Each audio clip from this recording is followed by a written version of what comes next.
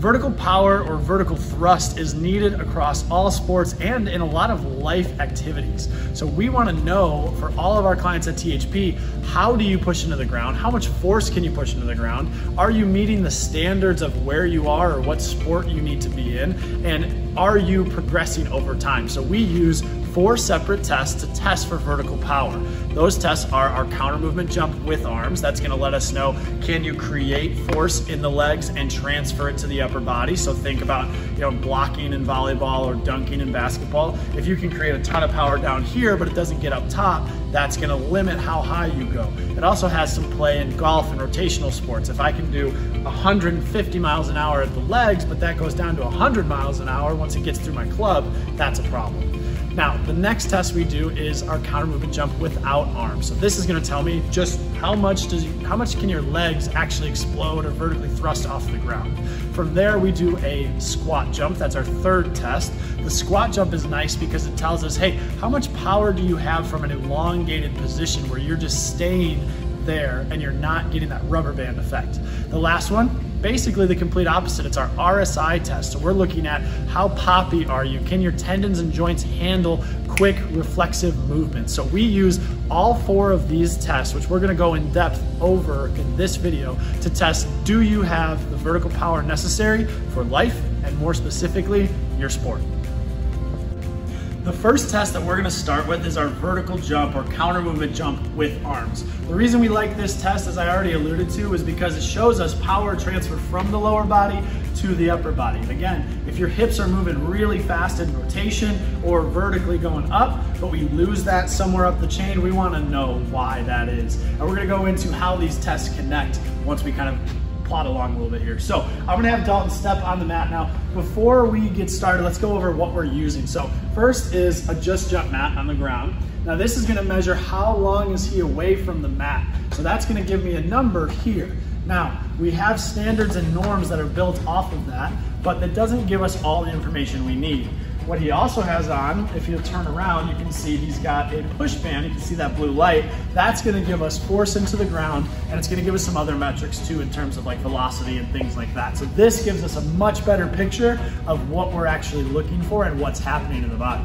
So the first one is our counter movement jump with arms. So what I always do, what we always start with at THP, is just a practice jump. So I'm gonna make sure Dalton at least has the specifics needed or the prerequisites needed to do the jump. So Dalton's gonna give us a jump at about 75%. Perfect. So now that we know, hey, he can actually throw down and jump, no injuries are happening, we can get into it. And again, if their movement screen is off, or there's any pain present, you might not want to go here. So Dalton, in this scenario, has cleared all his movement screen prerequisites and he's ready to roll. So what we're gonna do, we're gonna turn this on, and we're gonna just ask it to track 1 jump, okay? Now, what we do is we have them jump for sure 2 times, and then a 3rd if it's needed. So if they beat their first jump on their second, they're gonna get a 3rd jump. So Dalton's gonna go ahead and jump as high as he can. He's gonna throw down and go. Good.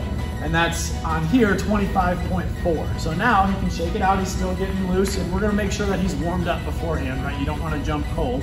And he's gonna go, and we're gonna go again. Good, and that's 25.6, so he gets a 3rd jump. While we do that, we're actually gonna have him start with the push band as well, okay? So on his 3rd jump, he was actually lower, 23.4. So let's do 1 more jump, we're gonna get the push band going. So now I'm collecting data here, and he's gonna go ahead and jump through the sky. Good, and we got 24.9, so right around that average. His highest is about 25.6. I'm gonna end with the push band. That's gonna give me numbers on power, speed, velocity, those type of things. So that's our first test. Now we're gonna move on to our second test. Second test is the same exact counter movement jump, just now hands on hips. And we're gonna go into how they connect after we get through this, okay? So when it comes to the just jump mat, we're gonna reset it, but it's just the same thing, 1 jump on the mat. Now that he's warmed up, he's just gonna go. So we're gonna go on my call here. He's gonna jump as high as he can while keeping the hands on the hips. So go ahead, Doc. Good. Now he's at 22.6 there. All right, so when we look at that, we're looking for a 15%, really 10 to 20, but 15% is optimal difference between this jump and his last jump with arms. So we'll get into why that's important here in a bit. And then now what we're gonna do, he's gonna go ahead and get a 2nd jump. So that was 22.6, he goes up, he jumps. 21.4, we know, okay, hey, 22.6 is probably his best. We don't want to burn out the central nervous system, so we're gonna go ahead and nix it there. Now, let's get into why those are important.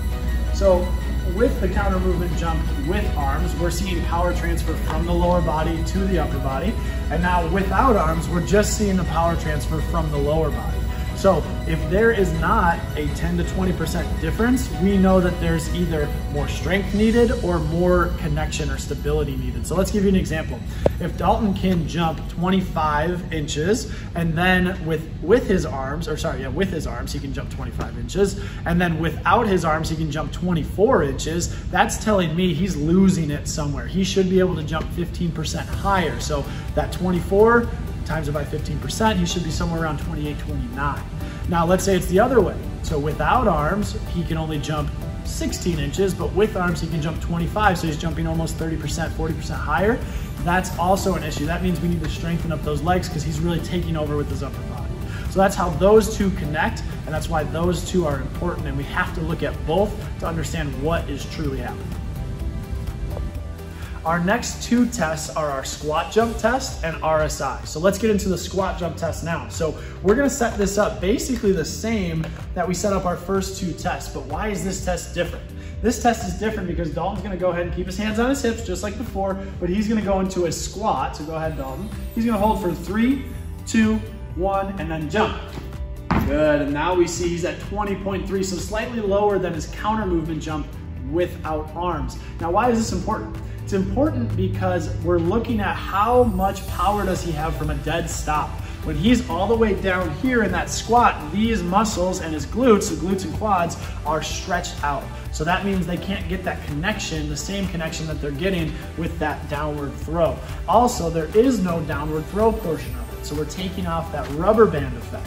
So there is the muscle spindles, they'll stretch and then contract. That's gonna give you some extra jump. Okay, but when he's going from a dead stop, we should see it a little bit lower. But this is telling me he's got good leg strength because he can match or almost match his counter movement jump without arms. So we'll have him go again. We had 20.3 first time. He's gonna squat. 3, 2, 1, and go. Good, 20.5. So we would normally give him a third jump there, but we're gonna go ahead and hold off and make sure that he's got enough for his RSI. So squat jump is important because with that, again, we're seeing just total leg strength, so no reactive component. Now we're gonna flip it on its head. We're gonna do all reactive components. So we're gonna go into RSI. So we take that pad away, so he's got nothing that he has to actually stop on. And what I'm gonna do is I'm gonna pop this up over on the push. So really this is an all push band test. We don't use the just jump mat for this. And what I'm looking for is he's gonna do 10 consecutive jumps with his hands on his hips, just as fast and as hard as he can. His goal is to get off the ground as fast as possible and then to maintain some of it in the air for as long as possible. So he's trying to jump as high as he can each time. 10 jumps, we're gonna look at the average and we'll go into kind of what they mean after that. All right, Dalton, you ready? Great. Here we go. So it's already recording. Whenever he's ready, he's gonna do his first jump as high as he can. We're going 1, 2, 3, 4, come on, do 5, 6, 7, 8, 9, 10, and relax. All right, Dalton had an RSI of 1.7, which is pretty good. That's above average for sure. What we see most of the time is actually under 1.0. So if someone has under 1.0, it means they're less poppy. So it means that they're gonna need to strengthen up those tendons and ligaments and get that rhythm and timing. So we'll have them do a lot of ATP work, low box work, low hurdle work. As they get better, that's when we can get into the depth jumps, box jumps, rotational box jump, that type of stuff. And then jump roping goes a long way here, as you can probably guess. So we've taken all of this data for Dalton and we know that his movement is at least okay enough to do the vertical jumping. So now we're looking at vertical jump testing and seeing, okay, what is the data telling me? Where do I go from here? So let's look at Dalton's numbers. His counter movement jump with arms, the first test we did, was about 25.5 inches. His counter movement jump without arms was about 21.5 inches, which lo and behold, that actually is about 15% difference, meaning he's right on with his power transfer.